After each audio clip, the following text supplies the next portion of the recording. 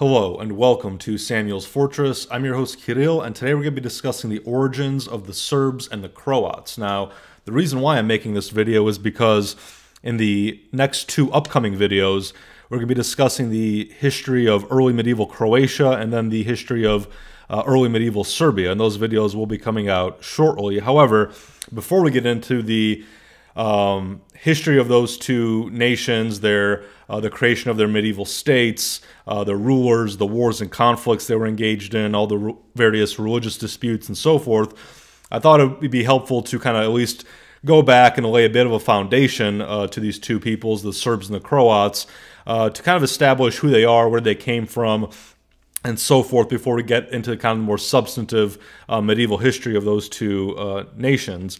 So that's what we're going to be doing today. So to kind of jump into it, if you recall from way back when this channel first got started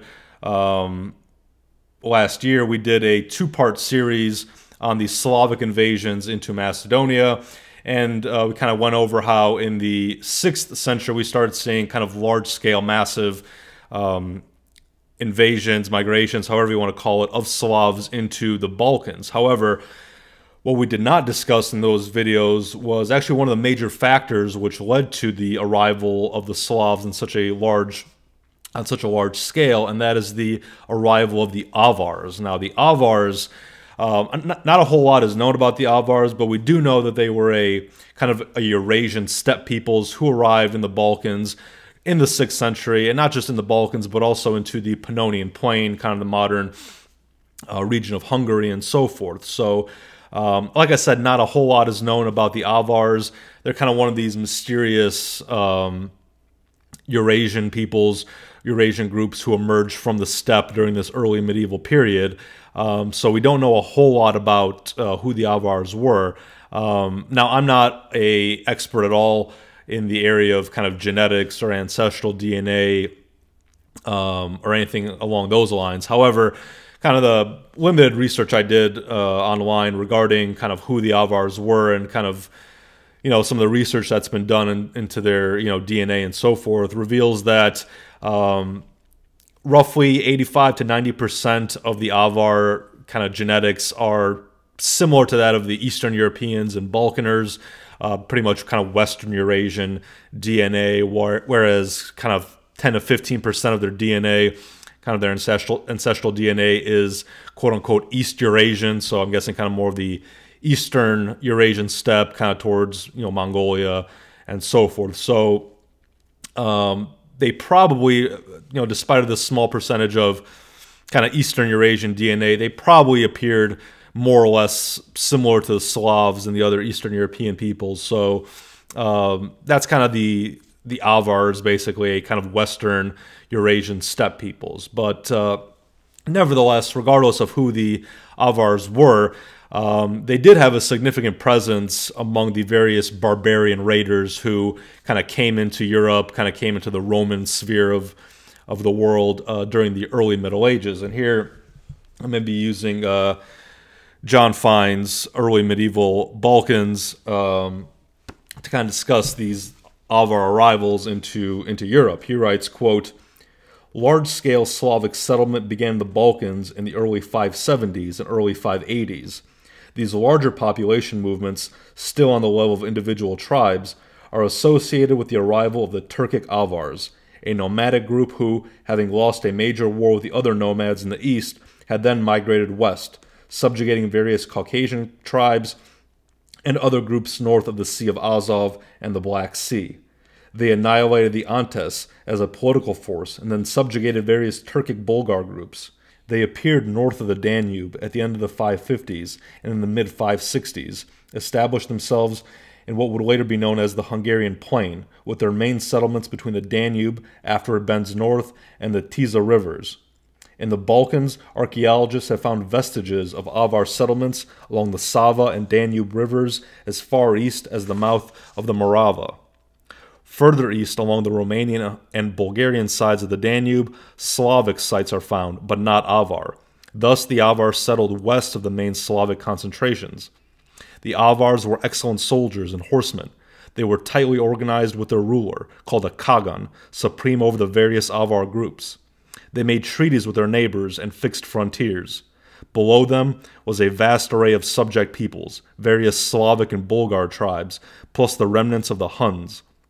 In addition to subject tribes, they also had a large number of vassal tribes, with others as allies. The Avars asserted their authority over many Slavs and other peoples north of the Danube. Since the Slavs were divided into numerous petty tribes, they were easily subjugated. The presence of the Avars surely sent other Slavs scurrying south across the Danube to escape subjugation or tribute. Now, the reason why these Avars and their arrival into Europe is so important is because they essentially cleared the way for this mass movement of Slavs into the Balkans, which probably would not have occurred if the Avars had not kind of cleared the area of Roman control, essentially. Here I'll continue quoting John Fine. He writes, quote, "The presence of the Avars also curtailed the pattern of gradual settlement of Slavs in the Balkans. This had been the pattern up to then, and had it been allowed to continue at the same slow rate, the empire in time probably could have gradually Hellenized them. For despite some Slavic settlement, there was up to that time no sign that the Roman Balkans had lost their Roman character. However, the presence of the Avars, who either mobilized Slavs as troops or caused them to flee in large numbers, was an impetus for the large-scale Slavic settlement to the south of the Danube. The settlement of Slavs was also facilitated by Byzantine involvement during much of the period in a war with the Persians. Thus, they could not bring troops to the Balkans. Furthermore, the Slavs were aided in their conquest by their large numbers. They simply infiltrated and eventually submerged whole regions. Their lack of organization was also a help. They had no overall political leader to defeat in battle, and thereby force their retreat. It was necessary to defeat each individual little chief and tribe, and that was impossible. The Avars, however, were masters of sieges, and now cities began falling to them and their Slavic clients. The loss of cities often led to the loss of imperial control over whole regions.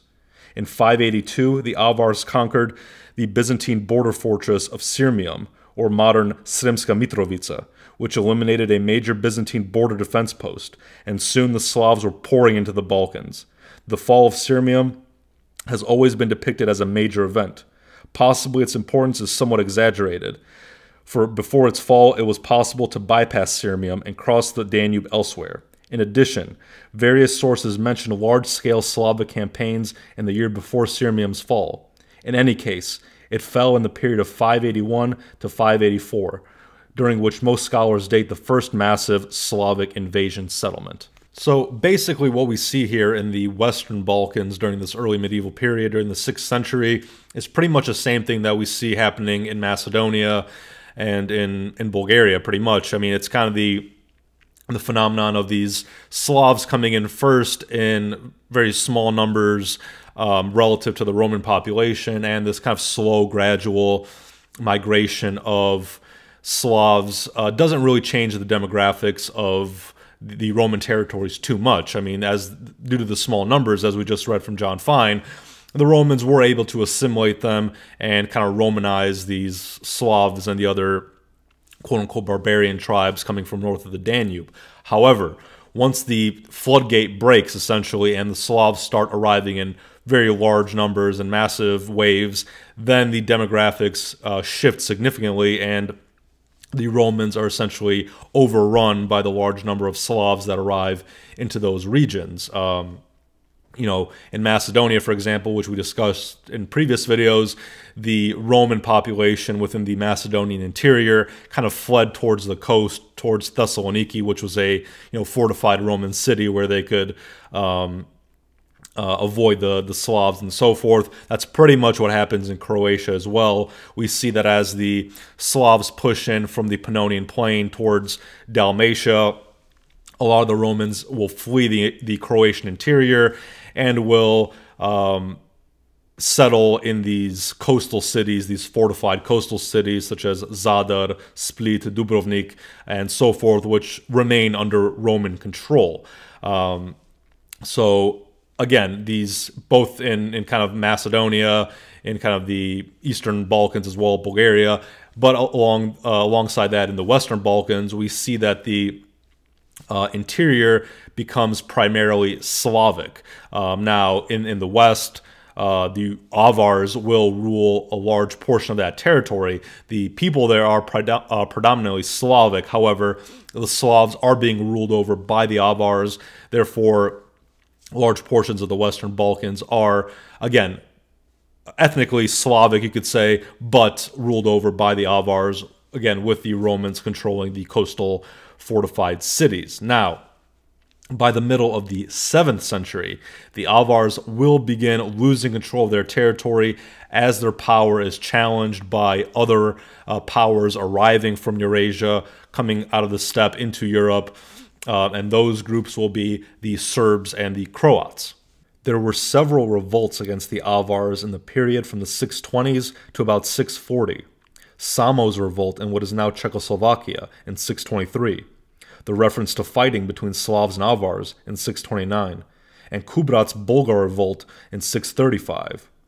There was one other major offensive against the Avars, that of the Croatians, who liberated much of the Western Balkans from the Avars during the reign of Heraclius. At the same time, the Serbs arrived, and though they did not actually battle the Avars, they did assert their authority over some Slavs who had been under Avar suzerainty.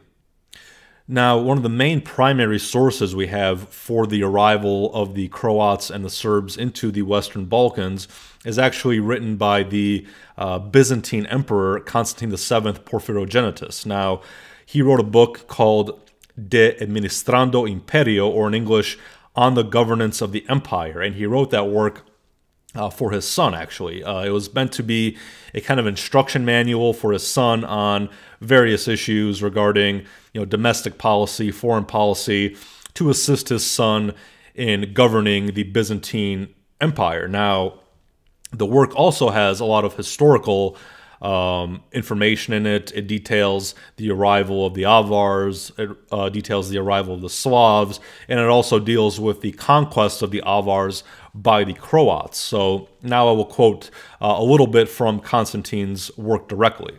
The Avars made themselves masters of all the country of Dalmatia and settled down in it. Only the townships on the coast held out against them, and continued to be in the hands of the Romans, because they obtained their livelihood from the sea. The Avars, then seeing this land to be most fair, settled down in it. But the Croats at this time were dwelling beyond Bavaria, where the Belo-Croats or White Croats are now. From them split off a family of 5 brothers, Klaukas, Lobelos, Kozensis, Mauchlo, and Chorbatos, and 2 sisters, Tauga and Bauga, who came with their folk to Dalmatia and found the Avars in possession of that land. After they fought one another for some years, the Croats prevailed and killed some of the Avars, and the remainder they compelled to be subject to them. And so, from that time, this land was possessed by the Croats, and there are still in Croatia some who are of Avar descent and are recognized as Avars. Constantine goes on to write, From the Croats who came to Dalmatia, a part split off and possessed themselves of Illyricum and Pannonia. They too had an independent prince, who used to maintain friendly contact, though through envoys only, with the Prince of Croatia in Dalmatia. The reason why the Avars and then subsequently the Croats and Serbs were so successful in kind of dominating these Byzantine territories, these Roman territories, was due to the fact that Rome was so distracted to the east, mainly with the Persians. And this is something that we will see kind of going forward throughout history and stuff we discussed in previous videos. The fact that the Byzantines a lot of times cannot defend their Balkan territory, their Balkan holdings, because they are distracted, again, with either Persian or Arab, later Ottoman advances, attacks from the east. And here John Fine writes, quote, The early 7th century was a period of chaos for the empire. The Balkans were swamped by Slavic settlement, much of it under Avar direction. At the same time, the empire was involved in an all-out war with the Persians. Thus, if the Croatians wanted to move into the Balkans, there was little or nothing the empire could do to stop them. Now, although the Serbs obviously will move into this territory, into the Western Balkans, unlike the Croatians, they don't actually engage the Avars directly. Basically, it's the Croats who are really doing the bulk of the work here, the fighting, that pushes the Avars out of the Western Balkans. And it's really kind of the Serbs who just kind of move in behind the Croats, it appears, and kind of fill out of the vacuum that is left behind by the Avars, but don't actually, again, engage the Avars themselves. Here, John Fine writes, quote, Constantine makes no mention of Serbs fighting the Avars, and there is no evidence that the Serbs did fight them, even though the Avars had previously directly controlled at least part of this territory. So again, not a lot of evidence that the Serbs directly engaged the Avars the way that the Croatians did. But nevertheless, the Serbs will move into part of this Avar-controlled territory, basically to the east of the Croats, with the dividing line basically running somewhere through kind of the region of Bosnia. Here I will continue quoting John Fine. Quote, Constantine describes the Serbs settling in southern Serbia, Zahumlje, Trebinje, Pagania, and Konavli. This situates some of them in the southern part of the Dalmatian coast as well.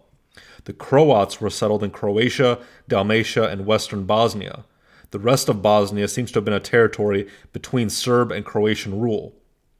The mass of Slavs, or Sloveni, who had settled over most of what is now Yugoslavia during the preceding decades, were one people. The Serbs and the Croats, whom Constantine mentions, were a second migration of a different people, who did not seem to have been particularly numerous. John Fine goes on to write, quote, Both traditions, the Croatian and the Byzantine, stress that in the 7th century, after the initial Slavic invasions, there was a second migration of Croatians and Serbs.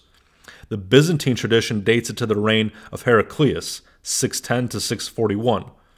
The Croatian tradition assigns it no date, but simply has it following the Avar occupation. It gives no data that would disagree with a Heraclean dating. Thus, first there was a Slavic migration into what is now Yugoslavia under the Avars, with a strong suggestion of Avar settlement as well. And later, under Heraclius, a second migration composed of Croatians and Serbs. When the Avars were driven out, these new people then settled in particular regions and became the rulers of the population living in those regions. This population presumably consisted of indigenous peoples and the Slavs who subsequently settled there. So what we see here is that both the Serbs and the Croats move into a region that is dominated by Avars, but is populated primarily by Slavs and the indigenous Romans. So the Serbs and the Croats are not these Slavic tribes. They are a separate group of people that come in a second wave and simply push out the Avars as the rulers of these Slavs and take over kind of controlling those Slavic tribes. Now, this begs the question of who were the Serbs and the Croats? Who were these people who came in subsequently after the initial Slavic migrations and pushed out the Avars and took control of the Western Balkans and subjugated the Slavs and the Romans who lived there? Well, I think a lot of people are under the impression that the Serbs and the Croats were Slavic tribes, but more powerful, better organized Slavic tribes who came in and dominated the less well-organized, the less powerful Slavic tribes who lived there. However, that's probably not the case. They probably were not Slavs themselves, but a Eurasian peoples not dissimilar to the Avars or the Bulgars. If we, quote John Fine here, he writes now, using Constantine as a primary source, he writes, quote, Scholars accepting Constantine's account have then turned to the existing data on the Croatians. First, linguists have taken the names of the 5 brothers and 2 sisters which are given and claim that these names are not Slavic. They find that the word Croat, related to the brother Chorobatos, also is not Slavic. Most linguists believe it is similar to an Iranian place name, Choratos, on the lower Don. Scholars also have found references in various scattered sources to a white Croatia, which then lay north of the Carpathians.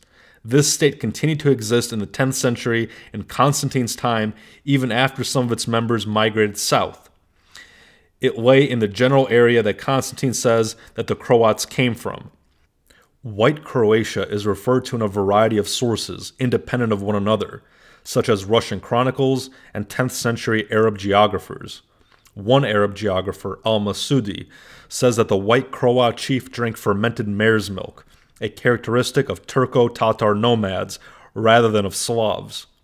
Linguists have also arrived at similar conclusions for the Serbs, with confirmation in other sources of a state of white Serbia.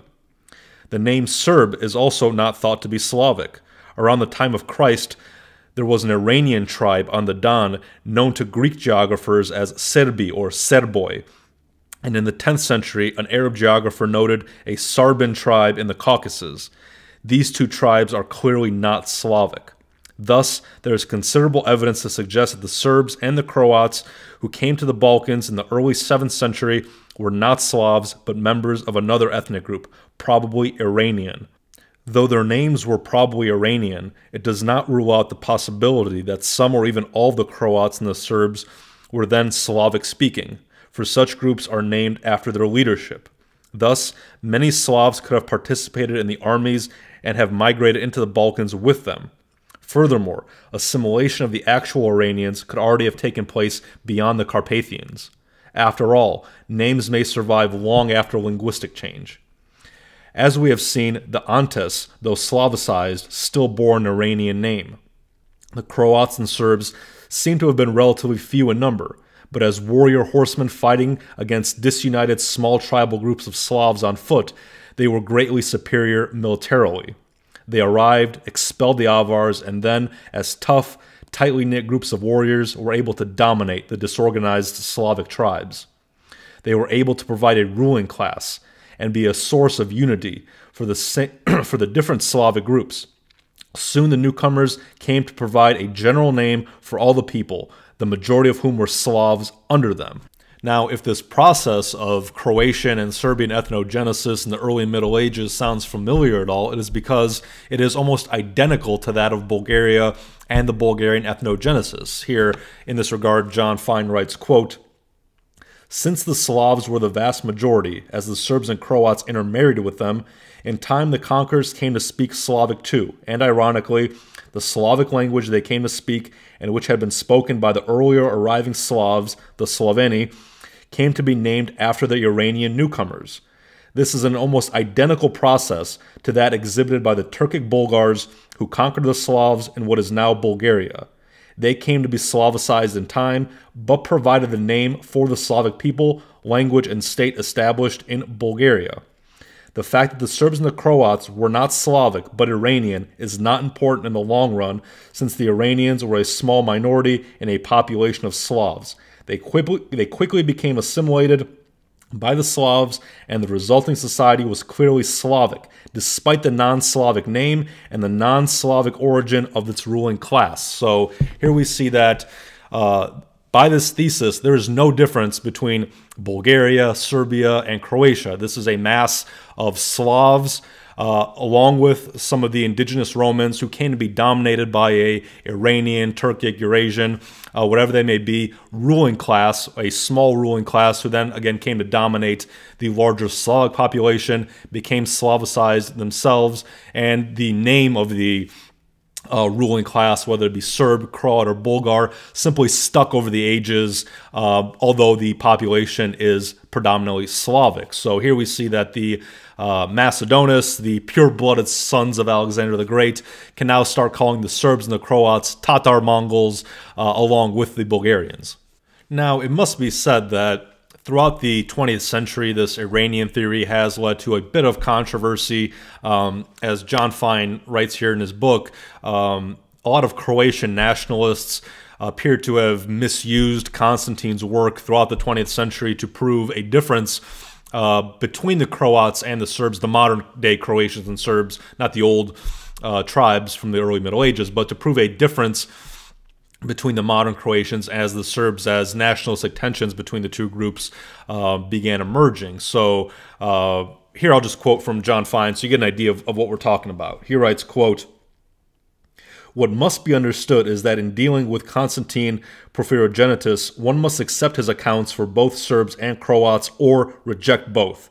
It is beyond belief that one of these stories could be correct and the other false, particularly when verification exists for both a white Serbia and a white Croatia beyond the Carpathians. Yet, in this century, the 20th century, As nationalistic squabbles and hatreds developed between Serbs and Croats in pre-war Yugoslavia, various chauvinists, in this case particularly Croatians, have wanted to prove that the Croatians have nothing in common with the Serbs and have taken as accurate only the Croatian material from Constantine. In general, these Croatians, under the influence of the Habsburgs, under whose empire they lived until the First World War and whose universities they attended, have felt that the Slavs were inferior to the Iranians and have tried to assert that Constantine was correct in providing evidence for the Iranian origins of the Croats, but incorrect in regard to the Serbs, who were Slavs. However, one cannot pick and choose what is desirable in Constantine and reject less satisfying statements with no further evidence to back one up. Thus, if one takes him as basically accurate, then it is evident that both the Serbs and the Croats were Iranian people who were close cousins and who conquered a Slavic population that was basically a single people. So here we get this kind of weird position from the Croatians of the 20th century that the Iranians are superior to the Slavs, and therefore they try to assert that the Croatians are Iranians, but the Serbs were not. The Serbs were a Slavic tribe, thereby kind of demonstrating the superiority, if you will, of the Croatians over the Serbs. Again, that's a kind of a nonsensical position. Either they were both Iranian or neither of them were Iranian. This is a false division being created within between the Serbs and the Croats by these quote-unquote, Croatian chauvinists. Now, there are people who reject entirely the Iranian theory of the origins of the Croats and the Serbs, and these are mostly pro-Slavic, or you call it Slavophilic elements, who are skeptical of Constantine's work and kind of push a Slavic origin theory of the Croats and the Serbs, and here John Fine addresses that as well. There is a second school of thought which formerly was the dominant one, but whose popularity has been declining over the last 30 years or so. Espoused by the eminent philologist Vatroslav Jagic around the turn of the century, it can be called the quote-unquote Slavic school. In general, its adherents were willing to view the Serbs and Croats as one people, but were unwilling to see the leadership in establishing the Croatian and Serbian societies in the hands of a non-Slavic peoples. This school visualized one migration of Slav Serbs and Slav Croats in the late 6th and early 7th century and believed that these were the same migrants later when the Avars grew weaker, who overthrew them and eventually established Croatian and Serbian states in what is now Yugoslavia. This school rejected the testimony of Constantine Porphyrogenitus, stressing the fact that the emperor was writing in the 10th century, and that much in his account was clearly legendary, for example, the 2 sisters and 5 brothers. They argue that earlier, 7th century material in his account was either legend or bits of fact so mixed up with legend that it is now impossible to extract a true story. They of course stressed all of Constantine's contradictions and errors in fact. They also pointed out that the 7th century was a period from which few Byzantine sources survive, and wondered how much the material from that century was intact when Constantine was writing. At the beginning of this century, the 20th century, most scholars agreed with Jagic, one of the greatest minds in the field, and of course there is a great deal of truth in his objections.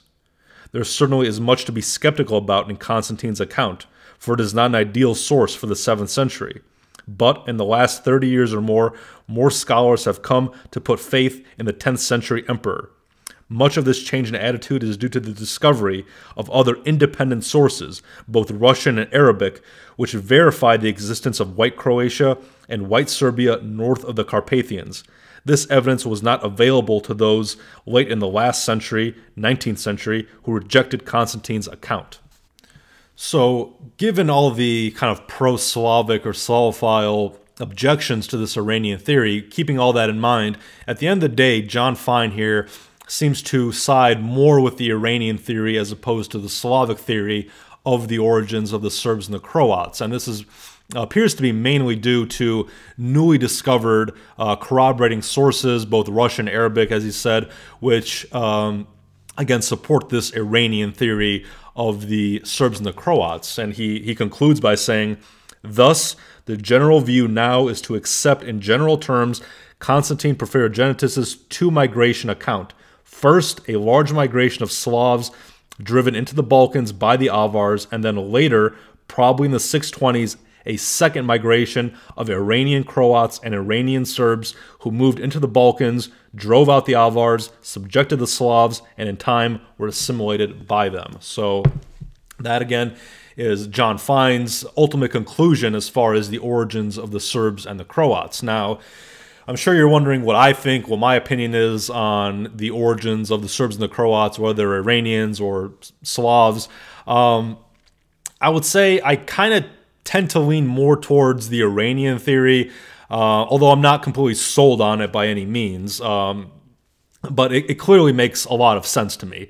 It's easy to see how these more organized, more hierarchical, more powerful Eurasian tribes came in from the steppe and conquered the existing Slavs who lived in the Balkans. It's easy to see how these small ruling tribes became Slavicized due to being outnumbered by the Slavs as time progressed. And we have a clear example of this happening in Bulgaria, like I said. It's a clear kind of example of how this can occur. Now, the reason why we know this occurred in Bulgaria, but are more skeptical or not as clear when it comes to the Serbs and the Croats, is because Bulgarian history is a lot more well documented than Serb and Croatian history. When it comes to kind of the early Middle Ages, Bulgarian history is kind of second to Byzantine as far as the amount of sources we have, the records, and so forth. I mean, this book here, The Early Medieval Balkans, the core of this book, the vast majority of the material in here focuses on the Bulgars and the Bulgarian ethnogenesis, the First Bulgarian Empire, because that is where we have the most records. The records are far less when we start dealing with Croats and Serbs, as we will see in the next couple videos when we deal with the medieval history of the Serbs and the Croats. That history is not as well documented as the Bulgarian history. So it is a bit more mysterious. It is a bit more, murky as far as who the Croats were, who the Serbs were, how this ethnogenesis of the kind of Croatian and Serbian nations took place. But it is very, very logical to see how the Serb and Croatian ethnogenesis could have been very similar to the Bulgarian one in terms of a small Eurasian tribe coming in from the steppe and dominating the Slavs who live in the areas which they come to control. So I do like this theory. I kind of lean towards this Iranian theory as opposed to the purely Slavic origins of the Croats and the Serbs, but I think the debate is still open. I'm certainly, again, not sold on the Iranian theory 100%. There's certainly room for debate there, but again, I do kind of lean in that direction. But let me know what you guys think in the comments section. What do you think about the Croatians and the Serbs? Were they the original Croats and Serbs, that is? Were they Iranians? Were they Slavs? Do you have another theory? Let me know what you guys think. Maybe you can start a civilized debate, please, in the comments section, and we'll, again, in the next couple episodes, move forward to more substantial Croatian and Serbian history throughout the Middle Ages. So until then, thank you very much for watching, and I will see you next time.